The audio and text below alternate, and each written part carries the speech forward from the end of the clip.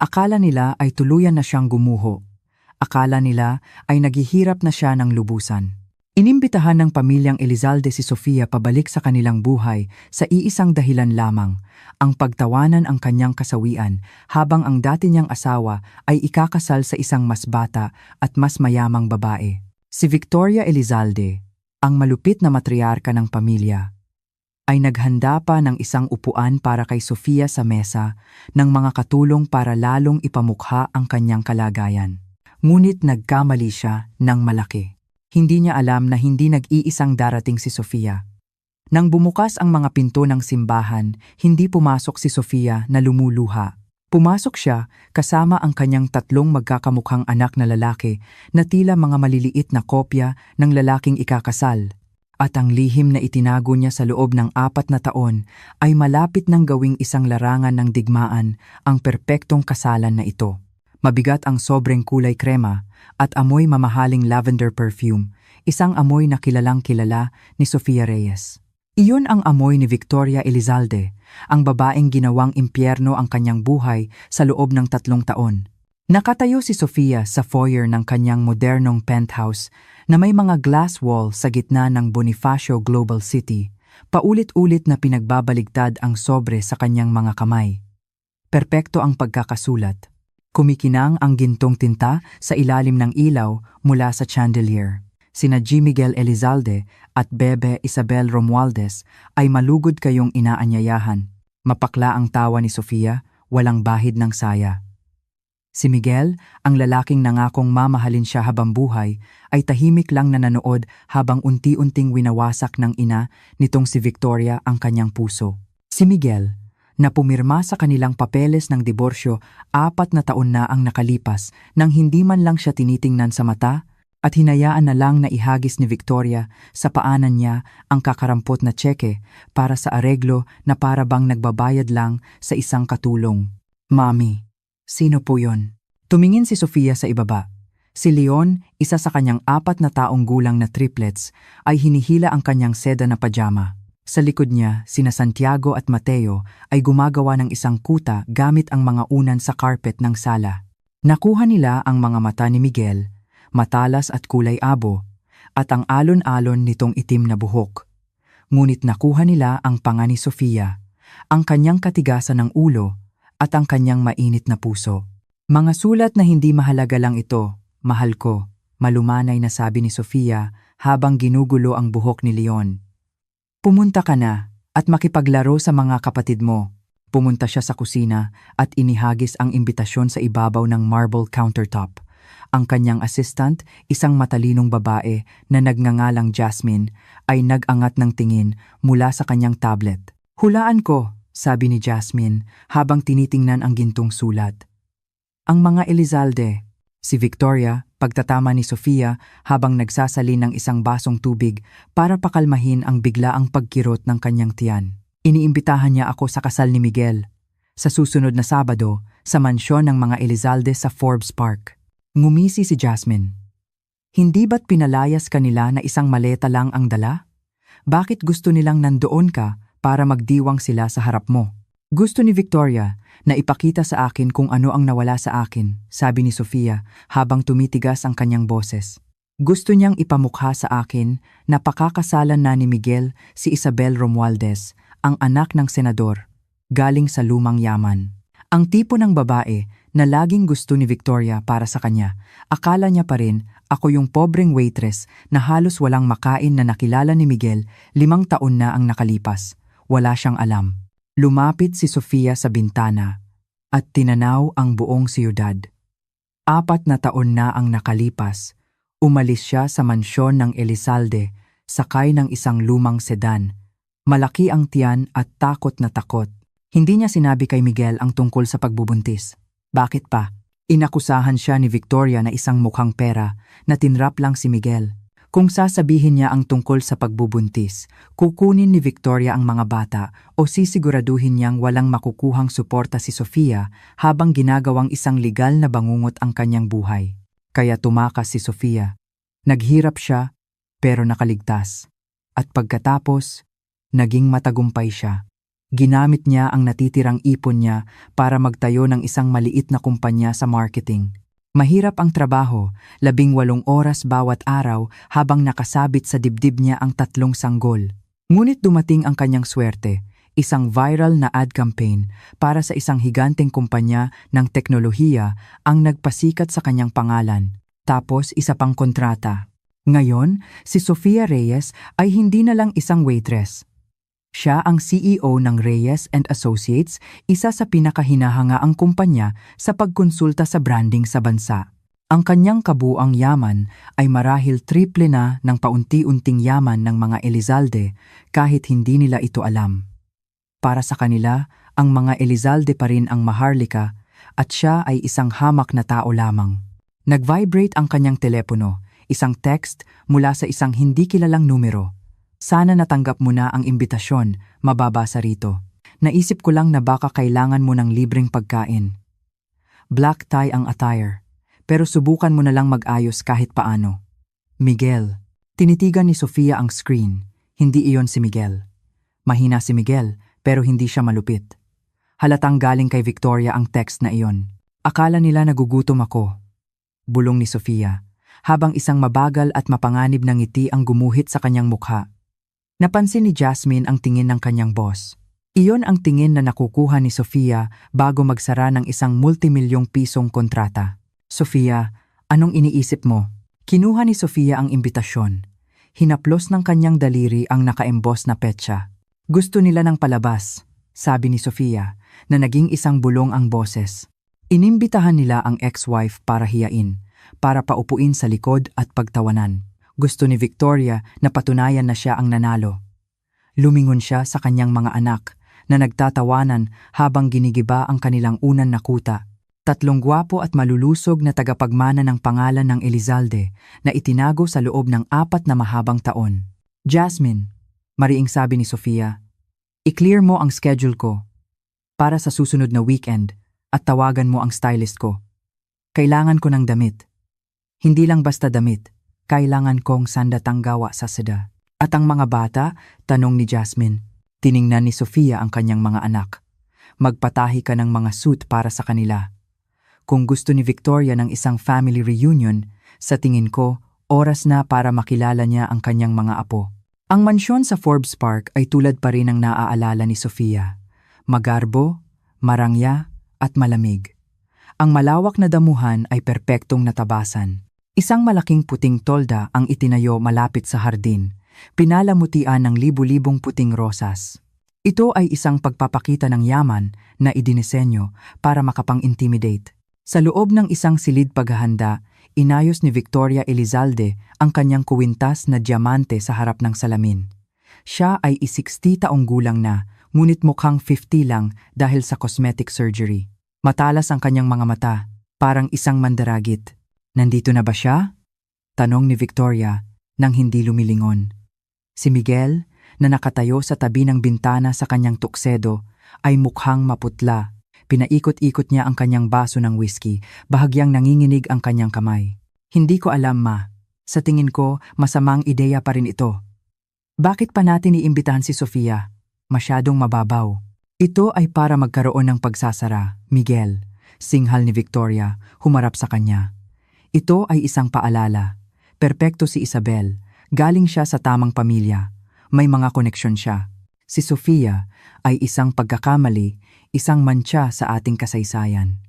Gusto kong makita mo siya ngayon sa kanyang murang damit, mukhang pagod at matanda.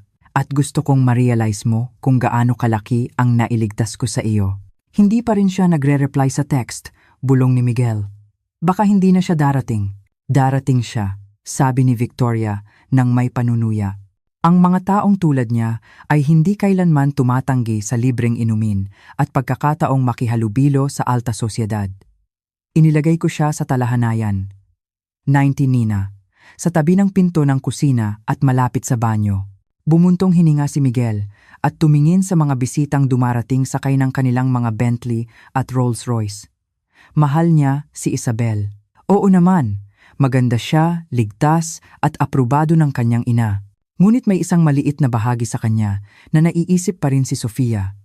Kung paano siya tumawa, kung paano niya siya tiningnan bago pumasok sa eksena ang pera at ang kanyang ina.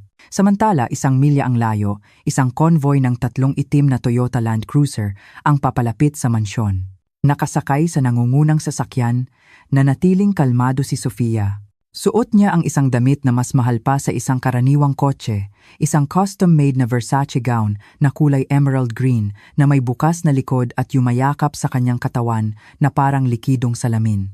Ang kanyang buhok ay nakaayos sa isang sopistikadong paraan na nagpapakita ng mga kumikinang na hikaw na diamante sa bawat galaw.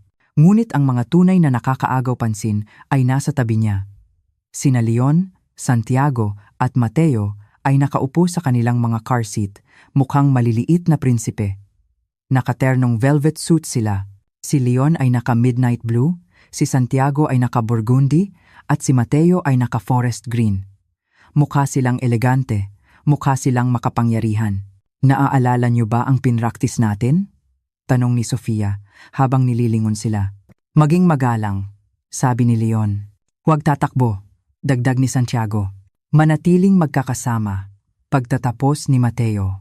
Mabubuting bata. Bumagal ang sasakyan pagdating sa security checkpoint sa gate ng property. Tumingin ang guwardiya na may hawak na clipboard sa bintana habang ibinababa ito ng driver. Pangalan? Sofia Reyes, sabi ng driver. Tiningnan ng guwardiya ang listahan. Kumunot ang noo niya. Mayroon akong isang Sofia Reyes na nakalista para sa shuttle service sa Paradahan B. Pinindot ni Sofia ang isang button at dahan-dahang bumaba ang bintana sa likod. Ibinaba niya ang kanyang designer sunglasses at diretsyong tumingin sa mata ng guwardiya. Buksan mo ang gate, mahinang sabi niya. Hindi iyon isang pakiusap. Ito ay isang utos na may awtoridad ng isang taong namumuno sa mga pagpupulong ng lupon. Nautal ang guwardiya, nagulat sa kapangyarihang nagmumula sa sasakyan. Hindi siya nakipagtalo. Sininyasan niya silang pumasok. Habang umaandar ang convoy sa mahabang graba na daanan, nagsimulang lumingon ang mga tao. Nagtitipon ang mga bisita sa damuhan para sa cocktails bago ang seremonya. Inaasahan nila ang mga pamilyar na limusin. Hindi nila inaasahan ang isang buong security detail. Huminto ang mga sasakyan sa harap mismo ng pangunahing pasukan sa hardin, isang lugar na nakalaan para sa bridal party. Hoy, hindi kayo pwedeng pumarada diyan. Sigaw ng isang wedding organizer na may suot na headset habang tumatakbo palapit. Binaliwala siya ng driver ng unang sasakyan, lumabas ito at binuksan ang pinto sa likod. Natahimik ang mga tao sa paligid. Si Victoria, nakalalabas lang sa terasa na may hawak na isang baso ng champagne, ay nanliit ang mga mata. Sino yan? Tanong ng isang senador. Bumukas ang pinto. Unang tumapak sa graba ang isang pares ng Christian Louboutin heels. Pagkatapos, lumabas si Sofia. Tumayo siya ng tuwid, hinahaplos ang emerald silk. Mukha siyang maningning, mukha siyang isang bituin sa pelikula. Hindi siya ang umiiyak na babaeng pinalayas sa bahay na ito, 4 na taon na ang nakalipas. Kumalat ang bulungan sa mga tao. Siya ba yun? Hindi? Imposible. Anong suot niya? Vintage ba yan? Natigilan sa kalagitnaan ng pag-inom si Victoria. Sa una, hindi niya nakilala si Sofia. Ang babaeng naaalala niya ay simple, nakasuot ng mga ready-to-wear na damit na may bulaklak. Ang babaeng ito ay isang diyosa ng paghihiganti. Ngunit ang tunay na gulat ay sumunod agad. Lumingon si Sofia sa sasakyan at inilahad ang kanyang kamay. Halikayo, mga anak. Isa-isang tumalon palabas sina Leon, Santiago at Mateo. Isang sabay-sabay na hininga ng pagkamangha ang narinig mula sa mga tao. Hindi maikakaila, ang itim na buhok, ang hugis ng mukha, at nang tumingala sila at kumurap sa sikat ng araw, 3 pares ng kulay abong mga mata ang tumingin sa paligid. Sila ay eksaktong kopya ni Miguel Elizalde noong 4 na taong gulang pa lamang ito. Nabitiwan ni Victoria ang kanyang baso ng champagne. Nabasa ito sa sahig na bato. Ang tunog ay umalingaw-ngaw sa biglaang katahimikan. Si Miguel, nakararating lang sa likod ng kanyang ina, ay napahawak sa rehas, ang kanyang mukha ay nawalan ng kulay. Tumingin siya sa mga bata, pagkatapos kay Sofia, at pabalik sa mga bata. Tumama sa kanya ang matematika, 4 na taon. Inayos ni Sofia ang kurbata ni Mateo sa katumingala sa terasa. Nagtama ang kanilang mga mata ni Victoria. Hindi siya ngumiti. Hindi siya kumaway. Tinitigan niya lang ito ng isang malamig at kalmadong tingin na nagpanginig kay Victoria. Hinawakan ni Sofia ang kamay ng kanyang mga anak at nagsimulang maglakad patungo sa upuan para sa seremonya. Nagbigay daan ang mga tao para sa kanya na parang dagat na pula. "Mommy," malakas na bulong ni Leon na umalingaw-ngaw sa katahimikan. "Siya po ba yung tatay na sinasabi ninyo? Yung nasa balkonahe?" Hindi tumingala si Sofia. "Nandito lang tayo para manood, mahal. Magpatuloy ka lang sa paglakad." Hindi siya pumunta sa talahanayan ni Minuebi malapit sa banyo. Dumiretso siya sa unang hilera. Ang bahaging nakalaan para sa pamilya ng lalaking ikakasal. Isang usher, isang batang lalaki na mukhang takot, ang humarang sa kanya. "Ma'am, para po sa malapit na pamilya lang po ito." Tiningnan siya ni Sofia. Pagkatapos ay sinenyasan ang kanyang 3 anak na nakatayo sa tabi niya na may mga bored na mukha habang nakatingin sa altar. "Sa tingin ko," sabi ni Sofia, ang kanyang boses ay malambot ngunit kasing talim ng labaha, "makikita mo na walang mas malapit sa lalaking ikakasal kaysa sa kanyang mga anak." Umupo siya, at ang kasal ng siglo ay nagsimulang gumuho bago pa man tumunog ang unang nota ng wedding march. Ang tensyon sa unang hilera ay sobrang tindi na halos makabali ng bakal. Ang ibang mga bisita sa mga unang hilera, mga senador, mga may-ari ng malalaking kumpanya at mga socialites na galing sa lumang yaman ay nagkunwaring nanonood ng programa, ngunit lahat sila ay nakikinig ng mabuti kay Sofia. Hindi tumakbo si Victoria Elizalde. Naglakad siya, ang matinis na tunog ng kanyang takong ay umalingaw-ngaw sa mga bato habang bumababa siya mula sa terasa. Ang kanyang mukha ay isang maskara ng galit, bahagyang natatakpan ng mamahaling make-up. Dumating siya sa dulo ng pasilyo kung saan nakaupo si Sofia, na mukhang isang Emerald Queen sa kanyang trono, napapaligiran ng kanyang 3 prinsipe. "Ano ang ibig sabihin nito?" Bulong ni Victoria, ang boses niya ay maliit at nanginginig. Yumuko siya, amoy champagne at desperasyon. "Paano mo nagawa ito? Inimbitahan kita para umupo sa likod at alamin ang iyong lugar, hindi para gawing sirko ang kasal ng anak ko." Hindi man lang inunat ni Sofia ang kanyang mga binti. Hinaplos niya ang velvet lapel ni Santiago. "Kumusta, Victoria? Mukhang stress ka. Bago ba yang surgeon mo?" Namula si Victoria. "Umalis ka. Ngayon din. Isama mo ang mga batang iyan at umalis ka bago kita ipakuyog sa mga gwardiya." "Hindi ko gagawin yan," kalmadong sabi ni Sofia, at sa wakas ay nag-angat ng tingin. Malamig ang kanyang mga mata. "Nagpadala ka ng imbitasyon. May kumpirmasyon ako ng pagdalo sa aking telepono. At tungkol sa pagpapakaladkad sa amin, gusto mo ba talagang gumawa ng eksena?" Tumingin ka sa paligid, Victoria. Nanunood ang senador. Nanunood si Hukom Cruz. Kapag hinawakan ng security mo kahit isang hibla ng buhok sa ulo ko o ng mga anak ko, idedemanda kita ng pananakit sa harap ng kalahati ng alta sosyedad ng Maynila, at ngayon may pera na akong manalo. Nag-atubili si Victoria. Tumingin siya sa paligid. Tama si Sofia. Nanunood ang mga bisita, gutom sa tsismis. Ang isang eksena ay magiging social suicide. "Sino sila?" bulong ni Victoria. Habang dumudulas ang tingin sa mga bata, hindi niya mapigilan. Ang pagkakahawig ay sumasampal sa kanyang mga sentido. "Mga date ko sila," simpleng sabi ni Sofia. Sakto namang dumating si Miguel sa dulo ng pasilyo. Mukha siyang taong papunta sa bitayan. Huminto siya mga 3 talampakan ang layo. Nakatitig sa triplets, si Mateo, ang pinakamatapang sa 3, ay tumingala kay Miguel. Itinagilid niya ang kanyang ulo, isang kilos na sobrang kamukha ni Miguel, kaya napasinghap ang mga taong malapit. "Mommy?" sabi ni Mateo, habang hinihila ang manggas ni Sofia. "Kamukha niya ako." Napapitlag si Miguel na parang sinampal. "Sofia," paos niyang sabi. Ang boses ay tuyo, wala na ang kayabangan na mayroon siya 4 na taon na ang nakalipas. "Sofia, sabihin mo sa akin, sila ba?" "Sila ba ano, Miguel?" tanong ni Sofia. Ang boses niya ay sapat na malakas para marinig ng unang 3 hilera. "Sila ba? Yung mga anak na ayaw mo?" "Ay hindi pala. Hindi mo alam ang tungkol sa kanila dahil masyado kang abala sa pagdadala ng iyong kabit sa ating kwarto bago pa matuyo ang tinta sa ating papeles ng diborsyo. Kabit? Bulong ng isang babae sa ikalawang hilera na may pananabik. Iyon ang kwentong sinubukan ni Victoria na itago na nagkakilala sina Katrina at Miguel pagkatapos na ng diborsyo. Hindi ko alam, sabi ni Miguel na parang nauutal.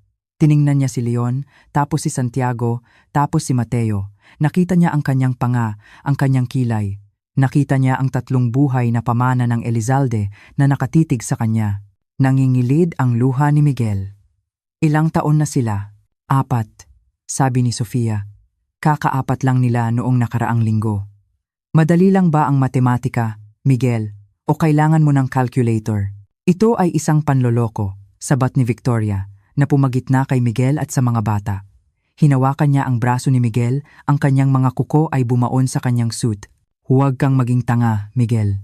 Inarkila niya sila. Pumunta siya sa isang acting agency para maghanap ng mga kamukha mo para lang sirain ang araw mo. Siya ay isang maliit, naiinggit at mapaghiganting mukhang pera. Nakakatakot si Lola, bulong ni Santiago kay Leon. Humagikgik sila. Lumingon si Victoria para samaan ng tingin ng bata. Ngunit natigilan, nakasimangot si Santiago. Isang partikular na simangot na nakikita ni Victoria sa mukha ng kanyang asawa sa loob ng 40 taon. Ito ay isang genetic marker na hindi mapepeke. Magsimula na tayo. Singhal ni Victoria, na pagtantong nawawalan na siya ng kontrol sa sitwasyon. Miguel, pumunta ka na sa altar. Magsisimula na ang musika. Sofia, kapag gumawa ka ng ingay kahit isang ingay lang, wawasakin kita. Ngumiti si Sofia, isang ngiti na hindi umabot sa kanyang mga mata. Hindi ko kailangang magsalita, Victoria. Ang katotohanan ay nagsasalita para sa sarili nito. Tumunog ang organ. Nagsimula ang wedding march. Halos itulak ni Victoria si Miguel patungo sa altar. Nag-aalangan siyang naglakad. Lumingon-lingon sa kanyang mga anak hanggang sa halos matisod siya sa mga flower arrangement. Pumwesto siya sa harap ng altar, ngunit hindi siya tumingin sa pasilyo para sa kanyang nobya. Nakatitig siya sa unang hilera. Bumukas ang mga pinto ng mansyon at lumabas si Isabel Romualdez. Perpekto siyang tingnan. Ang kanyang damit ay isang custom-made na Vera Wang na gawa sa lace at tule na may mahabang buntot. May hawak siyang isang bouquet ng puting orchids. Ang kanyang ama, si Senador Romualdez, ay mukhang proud habang inaalalayan siya. Ngunit habang nagsisimula silang maglakad sa mahabang pasilyo, napansin ni Isabel na may mali. Karaniwan sa isang kasal, lahat ay nakatingin sa nobya. Ngumingiti ang mga bisita. Nagpupunas sila ng luha. Nagbubulungan sila kung gaano siya kaganda. Ngunit ngayon, kalahati ng mga bisita ay nakatingin sa unang hilera. Pinipilipit nila ang kanilang mga leeg para tingnan ang babaeng nakaberdeng damit at ang tatlong maliliit na bata. Pinanatili ni Isabel ang kanyang pekeng ngiti, ngunit sumulyap ang kanyang mga mata sa gilid. Sino yon? At bakit nakatitig sa kanila si Miguel? Dumating siya sa altar. Hinawakan ni Miguel ang kanyang kamay. Ngunit basang-basa ng pawis ang palad nito. Nanginginig siya. Okay ka lang ba? Bulong niya habang sinisimulan ng pari ang pambungad na panalangin. Oo, hingal ni Miguel, kahit mukha siyang masusuka. Ang pari, isang matandang obispo na kilala ang pamilyang Elizalde sa loob ng maraming dekada, ay nagsalita tungkol sa kabanalan at katapatan. Walang kabuluhan ang mga salita. Pagkatapos ay dumating ang katahimikan bago ang mga panata. Ang buong lugar ay naging tahimik, maliban sa tunog ng mga alon na humahampas sa mga bato sa ibaba. Nagugutom na ako, sabi ni Leon. Hindi ito isang sigaw. Isa lamang itong malinaw at bored na pahayag ng isang 4 na taong gulang sa isang tahimik na lugar. Shh! Mahinang sabi ni Sofia, at binigyan siya ng isang piraso ng biskit mula sa kanyang pitaka. Ang tunog ng pagmuya ay umalingaw-ngaw na parang putok ng baril. Si Victoria, na nakaupo sa upuan ng ina ng lalaking ikakasal sa kabilang panig ng pasilyo, ay mukhang sasabog na. Sininyasan niya ang isang guwardiya na nakatayo sa dilim. Gumawa siya ng isang kilos na parang pumuputol ng leeg. Palabasin sila. Nagsimulang maglakad ang guwardiya papunta kay Sofia. Nakita siya ni Sofia na paparating. Hindi siya natinag, simpleng tumayo lang siya. Ang kilos na iyon ay nagpagulat sa buong kongregasyon. Akala nila ay tututol siya. Maupo ka, bulong ni Victoria, na nakalimutan ng mag-ingat. Binaliwala siya ni Sofia. Tiningnan niya ang gwardiya, itinaas ang kanyang kamay para patigilin ito, at saka diretsong tumingin kay Miguel. Miguel, sabi ni Sofia. Hindi siya sumigaw, ngunit malinaw na umalingaw-ngaw ang kanyang boses. Pinapunta ng nanay mo ang isang gwardiya para kunin ang mga anak mo. Ganyan mo ba gustong simulan ang iyong pagsasama? Itinataboy muli ang sarili mong laman at dugo? Huminto sa pagsasalita ang pari. Binitiwan ni Isabel ang kamay ni Miguel. Mga anak? Ulit ni Isabel, ang boses niya ay matinis. Lumingon siya kay Miguel. Miguel, ano ang sinasabi niya? Kasungalingan yan! Sigaw ni Victoria habang tumatayo. Sinungaling siya! Guwardiya! Palabasin siya! Hindi ito kasinungalingan. Isang malalim na boses ang narinig mula sa likod ng tolda. Lumingon ang lahat. Papasok sa pasilyo ay isang matandang lalaki na may kulay pilak na buhok at seryosong mukha. Si Dr. Alejandro Elizalde, ang tiyuhin ni Miguel. Ang nawalang miyembro ng pamilya na umiwas kay Victoria sa loob ng maraming taon. Siya ay isang kilalang geneticist. Tito Alejandro, bulong ni Miguel. Nakita ko ang mga bata sa parking lot, sabi ni Alejandro habang lumalakad palapit. Huminto siya at tiningnan ang triplets. At kilala ko ang Elizalde syndrome kapag nakikita ko ito. Itinuro niya ang mga bata, heterochromia iridum, partial. Tumango si Sofia. Hinawakan niya ang mukha ni Leon. Ipakita mo sa kanila, anak. Kumindat si Leon. Sa maliwanag na sikat ng araw, kitang-kita ito. Ang kaliwang mata niya ay matalas na kulay abo, ngunit may isang maliit na batik na ginto sa iris. Mayroon niyan si Miguel, sabi ni Alejandro habang lumingon sa mga tao. Mayroon din yan ang tatay ko. Ito ay isang pambihirang genetic trait na partikular sa aming lahi. Maliban na lang kung nakahanap ang babaeng ito ng 3 batang aktor na lahat ay may pambihirang depekto sa mata ng mga Elizalde. Sila ang iyong mga anak, Miguel. Ang katahimikan na sumunod ay ganap. Umatras si Isabel, nanginginig ang kanyang belo. Tiningnan niya ang mga mata ni Miguel, ang mga matang minahal niya, at pagkatapos ay tumingin sa mga bata, ang gintong batik. Nandoon nga, may mga anak ka, bulong ni Isabel, triplets, at hindi mo sinabi sa akin. Hindi ko alam, sigaw ni Miguel, habang gumuho ang kanyang depensa. Umalis siya. Hindi niya sinabi sa akin. Dahil pinagbantaan ako ng nanay mo, nawawasakin niya ako kung hindi ako aalis. Sabat ni Sofia, ang boses niya ay matalas at may autoridad. Dahil sinabi niya sa akin na basura ako. Dahil sinabi niya sa akin na hindi mo ako minahal. Buntis ako, Miguel. Natakot ako. At alam ko na kung malalaman ni Victoria, kukunin niya sila at palalakihin na maging katulad niya malamig, walang puso at malupit. Kaya iniligtas ko sila. Tiningnan niya ang mga bata na masayang kumakain ng crackers, walang kamalay-malay na winasak nila ang isang dinastiya. Hindi ako pumunta rito para pigilan ang kasal. Malinis na pagsisinungaling ni Sofia. Pumunta ako dahil pinilit ni Victoria na gusto niyang magpasikat. Well, masasabi nating nagsimula na ang palabas. Tumayo si Senador Romualdez, ang ama ni Isabel. Siya ay isang malaking tao, namumula sa galit. Lumakad siya patungo sa altar, hinawakan si Miguel sa lapels ng kanyang tuksedo, at itinulak ito patalikod. Nagdala ka ng kahihiyan sa anak ko, sigaw ng senador. Mayroon kang lihim na pamilya, mga anak sa labas. Hindi sila mga anak sa labas, pagtatama ni Sofia. Umalingaw-ngaw ang kanyang boses. Sila ay ipinaglihi sa loob ng kasal. Sila ang mga lehitimong tagapagmana ng yaman ng Elizalde. At ayon sa batas, may karapatan sila sa napakalaking halaga. Isang pigil na sigaw ang lumabas mula kay Victoria at napaupo siya sa kanyang silya, hawak ang kanyang dibdib, ngunit walang sumugod para tulungan siya. Masyado silang abala sa panonood ng trahedya. Tiningnan ni Isabel si Miguel, tapos si Sofia. Tiningnan niya ang mga bata. 3 magaganda at inosenteng paalala na habang buhay na nakatali si Miguel sa dati niyang asawa. Hindi ko kaya ito, sabi ni Isabel. Hinablot niya ang belo sa kanyang ulo. Bel, sandali! Pakiusap ni Miguel habang inaabot siya. "Huwag mo akong hawakan!" Sigaw niya. "Sinungaling ka. At ang nanay mo ay isang halimaw. Hindi ako magiging madrasta sa triplet sa araw ng kasal ko." Hinawakan niya ang kanyang malaking palda at tumakbo pabalik sa pasilyo, umiiyak. Hinabol siya ng kanyang ama at ina. Habang nagbibigay ng masasamang tingin sa pamilyang Elizalde, nagsimulang magbulungan ang mga bisita na nauwi sa malakas na usapan. Inilabas ang mga telepono. Nagsimula silang mag-video. Marahil ay nagtrending na ang hashtag na Elizalde Wedding Disaster. Naiwang mag-isa si Miguel sa altar, mukha siyang wasak. Dahan-dahan, lumingon siya kay Sofia. Nakatayo doon si Sofia, kalmado at mahinahon. Tumingin siya sa kanyang mga anak.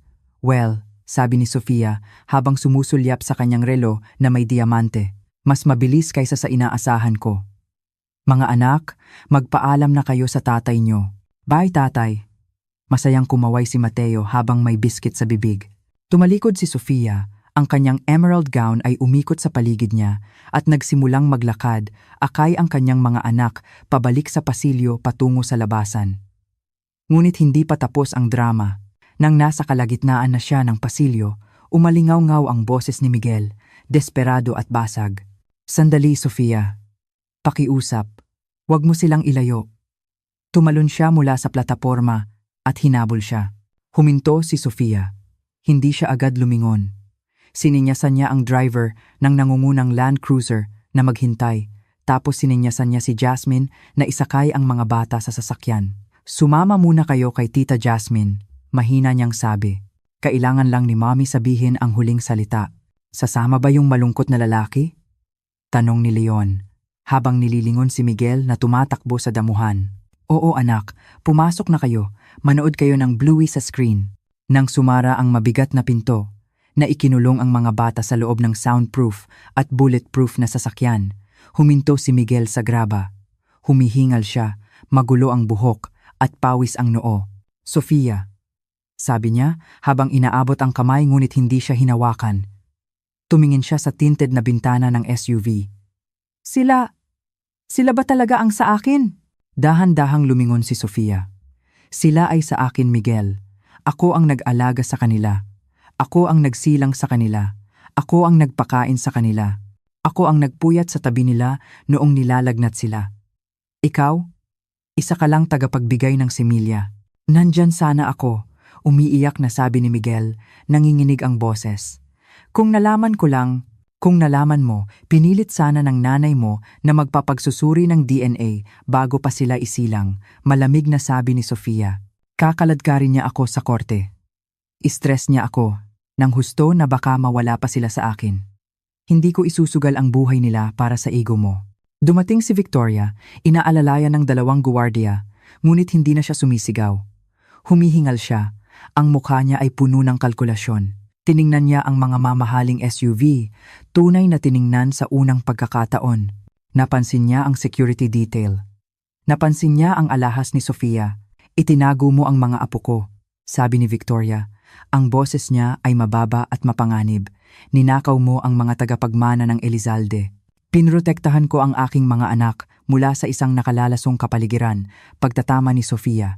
Inayos ni Victoria ang kanyang sarili, hinahaplos ang kanyang damit. Naghahanda ang pating. "Ngayong lumabas na ang lihim, hindi mo na sila maitatago sa amin. Sila ay mga Elizalde. Kabilang sila sa hasyendang ito. Kailangan silang palakihin sa kanilang kultura, hindi sa kung saan mang lugar mo sila itinatago." Nakatira sila sa isang penthouse na tanaw ang buong BGC, tuyong sabi ni Sofia. Maayos ang buhay nila. Ngumisi si Victoria. "Wag na tayong maglokohan. Kilala kita, Sofia. Malamang nabubuhay ka sa credit card at sa kakarampot na sustento, nagpapanggap na mayaman para mapabilib kami. Pero magastos ang demanda. Magastos ang labanan para sa kustodiya." Lumapit si Victoria at inilabas ang kanyang checkbook mula sa pitaka. Ito ay isang power move na ginawa na niya ng libu-libong beses. "Maging practical tayo," sabi ni Victoria habang kiniklik ang kanyang ballpen. "Isa ka lang waitress sa puso. Gusto mo ng seguridad? Sige. Susulatan kita ngayon din ng tseke na nagkakahalaga ng 250 milyong piso. Bilang kapalit, pipirmahan mo ang buong kustodiya kay Miguel. Pwede kang bumisita. May bantay? Siyempre. Tuwing weekend, tuwing holiday. Tiningnan ni Miguel ang kanyang ina nang may pagkabigla. Ma, hindi mo sila mabibili. Manahimik ka, Miguel, sigaw ni Victoria. Inaayos ko ang gulo mo. Lumingon siya kay Sofia. 250 milyon. Pwede kang magsimula ulit. Maghanap ka ng lalaking para sa iyo. Hayaan mo na sa amin ang pagpapalaki sa kanila bilang alta sosyedad. Tinitigan ni Sofia ang checkbook. Pagkatapos ay nagsimula siyang tumawa. Hindi ito isang mapaklang tawa. Ito ay isang tunay na nakatutuwang tawa. 250 milyon? Tanong ni Sofia habang itinatagilid ang ulo. Victoria, ang cute mo naman. 500 milyon? Sabi ni Victoria habang naniningkit ang mga mata. Huwag mong subukan ang pasensya ko. Lumapit si Sofia na pumasok sa personal space ni Victoria. Ang mamahaling pabango niya ay nanaig sa amoy ng champagne ni Victoria. Victoria, kumita ako ng 500 milyon noong Martes bago mananghalian, bulong ni Sofia. Natigilan si Victoria. Ano? Ang kumpanya ko, ang Reyes and Associates, ay katatapos lang i-rebrand ang bagong merger ng Quantum Tech. Ang personal kong kabuang yaman ngayon ay nasa humigit kumulang 4 na bilyong piso at patuloy pang tumataas. Inabot ni Sofia ang kamay at marahang kinuha ang checkbook mula sa natutulalang kamay ni Victoria. Marahan niyang itinapik ito sa pisngi ni Victoria. Hindi ko kailangan ng pera mo. Kaya kong bilhin ang buong property na ito, sunugin, at gawing parking lot para sa mga empleyado ko nang hindi tinitingnan ang balanse ng bangko ko. Kaya itago mo na yang tseke mo. Kakailanganin mo yan para sa mga bayarin mo sa abogado. Lumingon si Sofia kay Miguel na nakanganga. Gusto mo ng kasal, Miguel? Sabi ni Sofia. Nakatanggap ka ng libing. Paalam. Tumalikod siya at pumasok sa SUV. Sofia! Sigaw ni Miguel habang kinakatok ang bintana habang nagsisimulang umandar ang sasakyan. Sofia! Pakiusap! Gusto ko silang makilala. Hindi huminto ang sasakyan. Ang convoy ay umandar ng maayos sa daanan, nag-iwan ng alikabok at iniwan ang pamilyang Elizalde sa gitna ng mga guho ng kanilang perpektong araw. Ang resulta ay mabilis at brutal. Pagsapit ng Lunes, ang mga larawan ng triplets ay nasa pabalat ng bawat tabloid sa bansa. Lihim na triplets NG Elizalde, ginulo ang kasal, ang headline ng isang pahayagan. Ang paghihiganti ng ex-wife ay pinagpiestahan. Walang tigil ang pagring ng telepono ni Sofia, ngunit mayroon siyang team para harapin ito. Nakaupo siya sa kanyang opisina sa BGC, tinitingnan ang mga digital projection para sa kita ng ikatlong quarter. Kalmado siya. Si Victoria Elizalde, gayunpaman, ay nasa bingit ng panganib. Napahiya at nabisto, ginawa niya ang tanging alam niyang gawin, umatake. Pagsapit ng Miyerkules, nakatanggap si Sofia ng mga papeles. Isang emergency petition para sa kustodiya. Elizalde laban kay Reyes. Idinemanda ni na Victoria at Miguel ang buong kustodiya na inaakusahan siya ng parental alienation, pandaraya at emotional distress. Iginigiit nilang hindi siya karapat-dapat na magulang dahil sa sadyang pagtatago sa pagkakaroon ng mga bata. Mahinang kaso at alam nila iyon. Ngunit ang estratehiya ni Victoria ay laging pagurin ang kalaban. Kinuha niya ang pinakamabangis na mga abogado sa Maynila, ang kumpanyang Torres, Del Rosario, Associates. Binasa ni Sofia ang mga papeles sa kanyang mesa habang humihigop ng green smoothie. Gusto nila ng gulo. Bulong niya.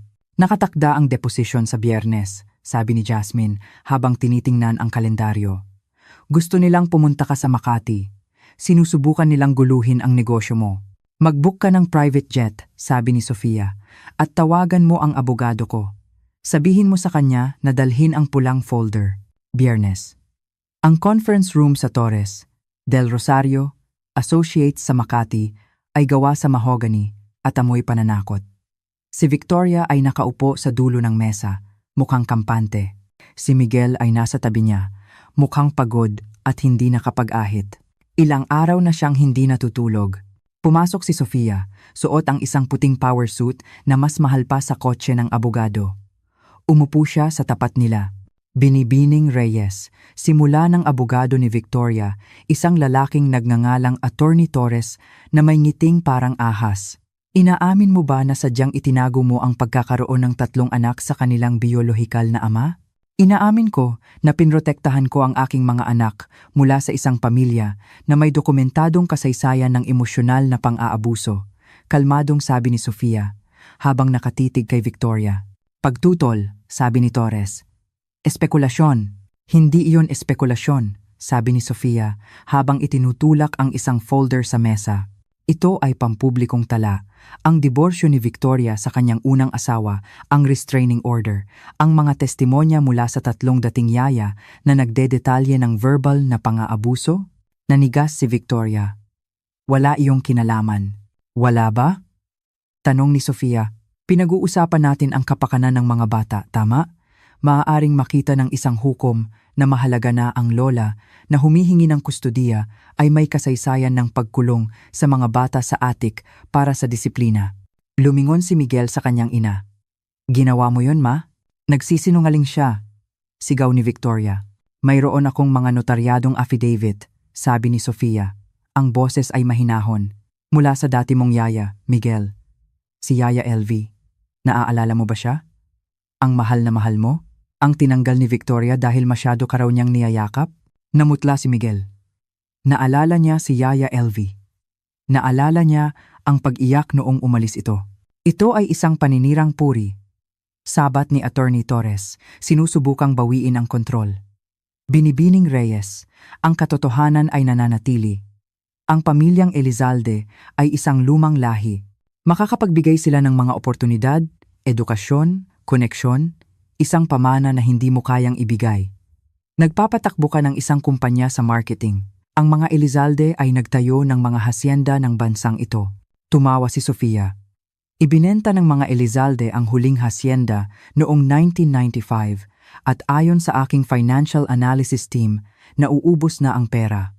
Ang yaman ng Elizalde ay lubog sa utang. Kumuha kayo ng pangalawang utang para bayaran ang kasal na, sa totoo lang, hindi natuloy. Palpak ang inyong mga oil investments. Ubos na ang pera ninyo. Palubog na kayo. Natahimik ang buong kwarto. Nanlaki ang mga mata ni Victoria. Tumayo si Sofia at umikot sa mesa. Hindi niyo ako idinemanda dahil mahal niyo ang mga batang iyon. Idinemanda niyo ako dahil kailangan niyo ng leverage. Kailangan niyo ng access sa pera ko o kahit man lang sa trust fund na makukuha ng mga bata mula sa lolo ni Miguel kung nasa kustudiya ninyo sila. Tiningnan ni Miguel ang kanyang ina nang may pagkasuklam. Ma, totoo ba? Iyon ba ang dahilan kung bakit mo gustong idemanda ang kustudiya? Hindi tumingin si Victoria sa kanyang anak. Nakatingin siya sa harap, nanginginig ang mga kamay. May alok ako, sabi ni Sofia na nakatayo sa likod ng upuan ni Miguel. Hindi namin kailangan ang pera mo, singhal ni Victoria. Oh, hindi ito para sa inyo, sabi ni Sofia. Ipinatong niya ang kanyang kamay sa balikat ni Miguel. Miguel, papayagan kitang makita ang mga bata. Nag-angat ng tingin si Miguel. Sa aking mga kondisyon, mariing sabi ni Sofia. Walang abogado, walang Victoria. Pupunta ka sa Maynila. Magche-check-in ka sa isang hotel. Bibisitahin mo sila sa parke o sa bahay ko sa ilalim ng aking supervision. Kikilalanin mo sila bilang kanilang ama, hindi bilang tagapagmana ng isang gumuguhong imperyo. Gusto ko yan, bulong ni Miguel.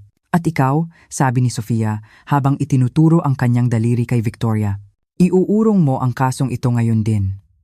Pipirma ka ng isang kasunduan sa hindi pagsisiwalat na mangangakong hindi ka na magsasalita tungkol sa mga anak ko sa press. Kapag nilabag mo ito, ibibigay ko ang pulang folder sa Philippine Daily Inquirer. Ano ang nasa pulang folder? Tanong ni Victoria. Mga litrato, misteryosong sabi ni Sofia. Mga bank statement. At isang audio recording ng isang pag-uusap sa pagitan mo at ni Senador Romualdez tungkol sa isang suhol.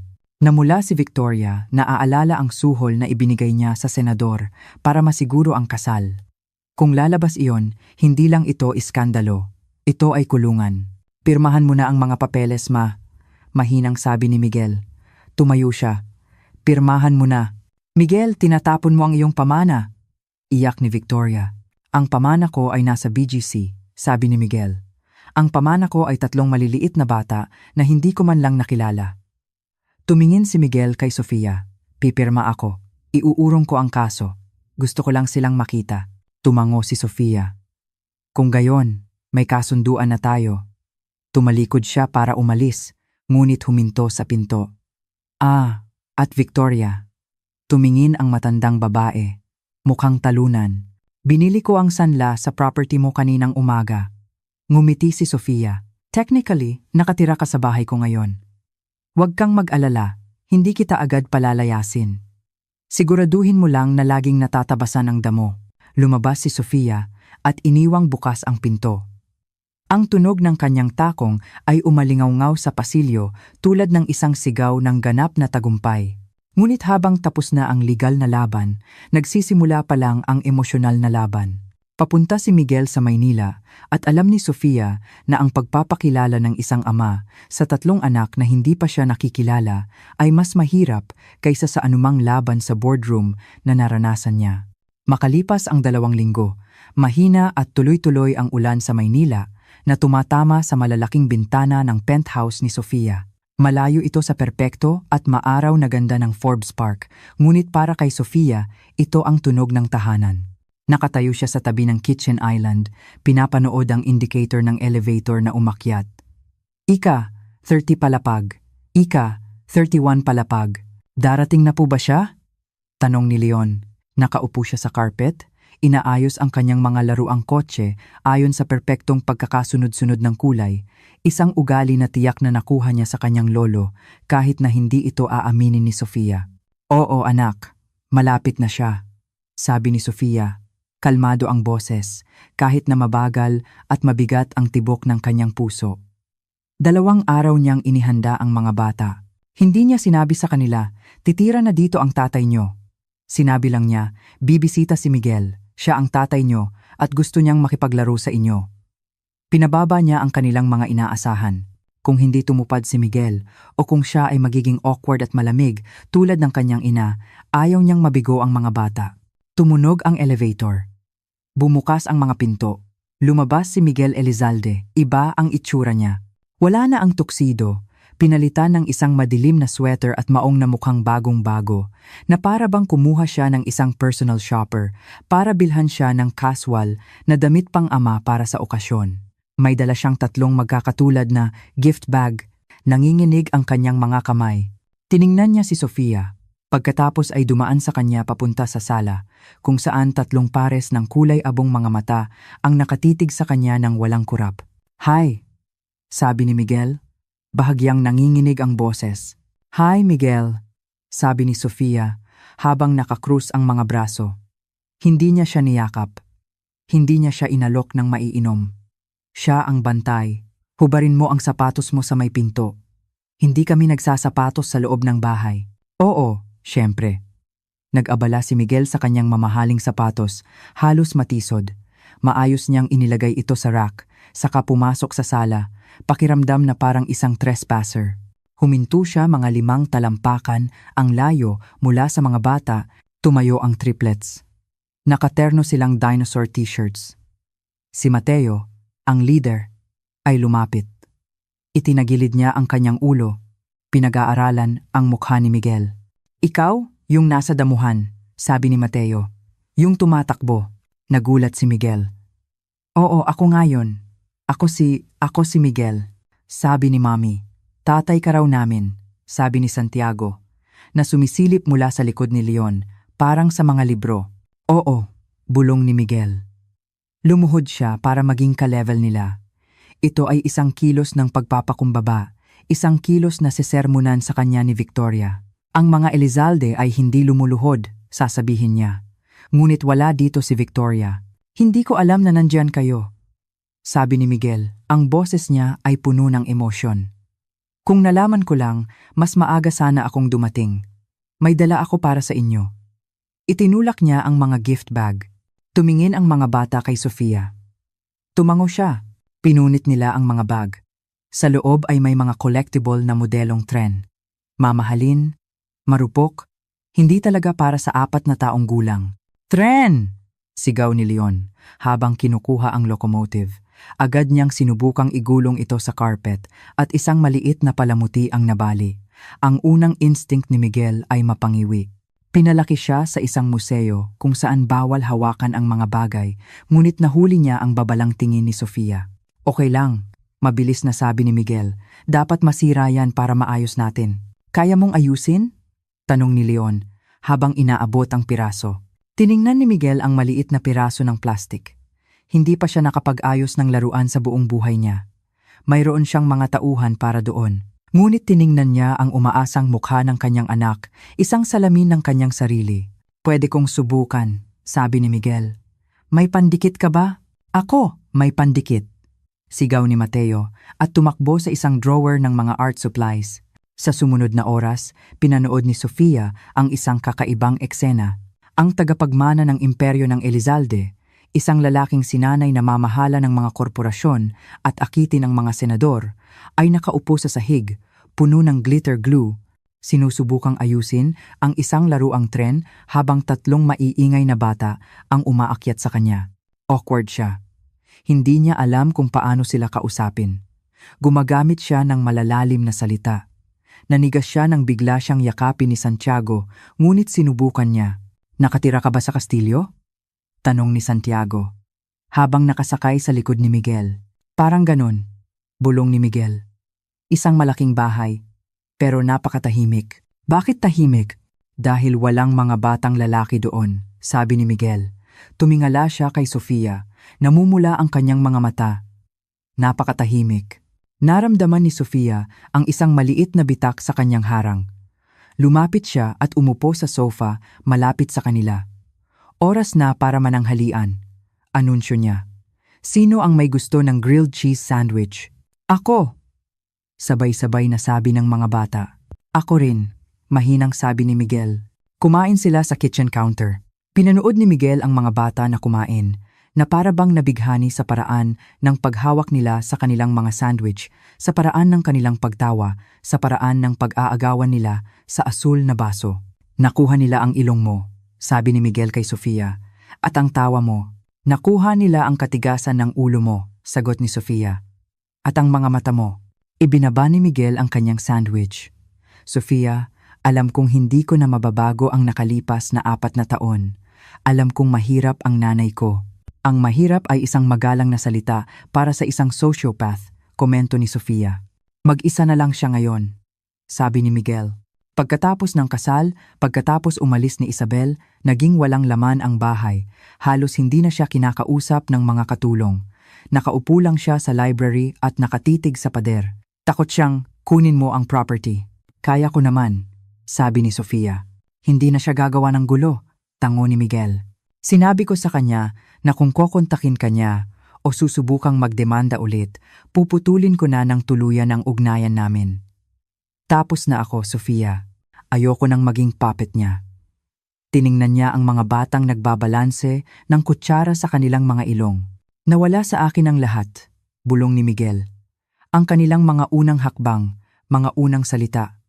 Nawala sa akin ang lahat dahil masyado akong mahina para labanan siya. Nandito ka na ngayon, sabi ni Sofia. Hindi ito pagpapatawad. Hindi pa. Ngunit ito ay isang pagkilala. Huwag mo silang pangakuan ng habambuhay, Miguel. Pangakuan mo lang sila ng susunod na Sabado. Pangako, sabi ni Miguel. Pupunta ako dito tuwing Sabado, lilipad ako, wala akong pakialam. Lilipat ako dito kung kailangan. Magsimula muna tayo sa Sabado, sabi ni Sofia. Habang lumilipas ang hapon, humina ang enerhiya ng mga bata.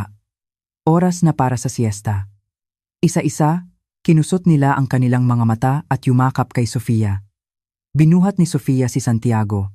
Nag-atubili si Miguel, saka awkward na binuhat si Leon. Agad na isinandal ni Leon ang kanyang ulo sa balikat ni Miguel. Ang hinlalaki ay nasa bibig. Nanigas si Miguel. Tumingin siya sa maliit at mainit na bata sa kanyang dibdib. Isang luha ang tumulo sa kanyang pisngi. Niyakap niya si Leon nang mas mahigpit, naamoy ang baby shampoo at gatas. Ito ang unang pagkakataon sa kanyang buhay na may yumakap sa kanya na mahal siya ng walang kondisyon, na walang pakialam sa kanyang bank account o apelyido. Dinala nila ang mga bata sa kanilang kwarto at kinumutan. Nakatayo si Miguel sa may pinto. Pinapanood silang matulog. Salamat, bulong niya kay Sofia, sa hindi pagtatago sa kanila sa akin. May karapatan ka sanang gawin yun. Hindi ko ginawa iyon para sa iyo, paalala ni Sofia. Ginawa ko iyon para sa kanila. Bawat bata ay kailangang malaman kung saan sila nanggaling, kahit napiliin nilang pumunta sa ibang lugar. Sabay silang bumalik sa elevator. Isinuot ni Miguel ang kanyang sapatos. Mukha siyang pagod, puno ng pandikit, at magulo ang buhok. Mas gwapo siya ngayon kaysa noong nakatuksedo. Sa susunod na linggo, parehong oras? Tanong ni Miguel, ang boses niya ay may bahid ng kaba. Tiningnan siya ni Sofia. Nakita niya ang lalaking minsan niyang minahal na nakalibing sa ilalim ng mga taon ng trauma at mga inaasahan na sa wakas ay sinusubukang kumawala. Parehong oras, sabi ni Sofia. At Miguel, sa susunod, magdala ka ng Lego. Ayaw nila ng tren. Tumawa si Miguel, isang tunay at nakakaluwag na tawa. Sige, sumara ang mga pinto ng elevator at naiwan si Sofia sa katahimikan ng kanyang penthouse. Lumapit siya sa bintana at tumingin sa gray na skyline ng Maynila. Naisip niya si Victoria, na nag-iisa sa kanyang malamig at walang laman na mansyon sa kabilang panig ng bansa, hawak ang isang checkbook na wala ng kapangyarihan dito. Naisip niya si Isabel, na nakaligtas sa isang malaking gulo, at naisip niya ang kanyang sarili. 4 na taon na ang nakalipas, siya ang biktima. Isang takas, ngayon siya ang CEO, ang ina, at ang nagwagi. Hindi lang siya nakaligtas sa mga Elizalde, tinalo niya sila. Pinalaki niya ang mga tagapagmana ng trono, ngunit pinalaki niya sila para maging mga hari ng kanilang sariling mga buhay. Ngumiti si Sofia, humigop ng kanyang malamig na kape, at bumalik para tingnan ang kanyang mga email. Ang imperyong ito ay hindi magpapatakbo sa sarili nito. Ang kwento ni Sofia Reyes at ng 3 Elizalde ay hindi nagtapos sa isang kasal o isang demanda. Nagtapos ito sa isang tahimik na tagumpay. Sa sumunod na taon, permanenteng nagbago ang lahat. Si Miguel ay naging isang regular na presensya sa Maynila, dahan-dahang natututong maging isang ama sa halip na isang financier lamang. Sa huli, lumipat siya doon ng tuluyan, iniwan ang mga nakalalasong pasilyo ng mansyon ng Elizalde. Nanatili si Victoria sa Forbes Park, isang reyna sa isang gumuguhong kastilyo, nabubuhay sa sustento mula sa kanyang anak at sa kabutihang loob ng kanyang dating manugang. Hindi niya kailanman nakilala ang mga bata. Hindi ito pinahintulutan ni Sofia at hindi rin ito hiniling ni Miguel. Lumaki ang mga bata na alam na sila ay minamahal, hindi dahil sa kanilang apelyido, kundi dahil sa kung sino sila. Mayroon silang mga mata ng kanilang ama, ngunit may apoy ng kanilang ina. At si Sofia, patuloy siyang umangat. Pinatunayan niya na ang pinakamagandang paghihiganti ay hindi ang pagsigaw o pakikipag-away. Ang pinakamagandang paghihiganti ay ang mamuhay ng isang matagumpay, maningning at masayang buhay na ang mga taong sumubok na wasakin ka ay isang maliit na detalye na lang sa iyong talambuhay. Hindi niya kailangan ng yaman ng Elizalde, itinayo niya ang sarili niyang yaman. At sa huli, iyon ang pinakamakapangyarihang kilos sa lahat. Napakaganda, isang perpektong pagtatapos. Sa tingin ko lahat tayo ay sang-ayon na si Sofia ang pinakamahusay na leader dahil sa paraan niya ng pagharap kay Victoria. Ipinapakita nito na hindi mo dapat maliitin ang isang tao dahil lang sa hirap na dinaranas nila. Kung nagustuhan ninyo ang kwentong ito ng paghihiganti, pagtubos at 3 lihim na triplets, pindutin ang like button. Malaki ang naitutulong nito sa channel. Kung kayo si Sofia, ano ang gagawin ninyo? Papayagan niyo bang makita ni Miguel ang mga bata o itatago niyo na lang sila magpakailanman? Ipaalam sa akin sa mga komento sa ibaba. Binabasa ko lahat ng komento. At huwag kalimutang mag-subscribe at pindutin ang bell icon para hindi ninyo makaligtaan ang susunod na kwento. Sa susunod na linggo, mayroon akong isang napakagandang kwento tungkol sa isang bilyonaryo na nagpanggap bilang isang janitor sa sarili niyang kumpanya. Tiyak na ayaw ninyong makaligtaan iyon. Salamat sa panonood at magkita-kita tayo sa susunod na video.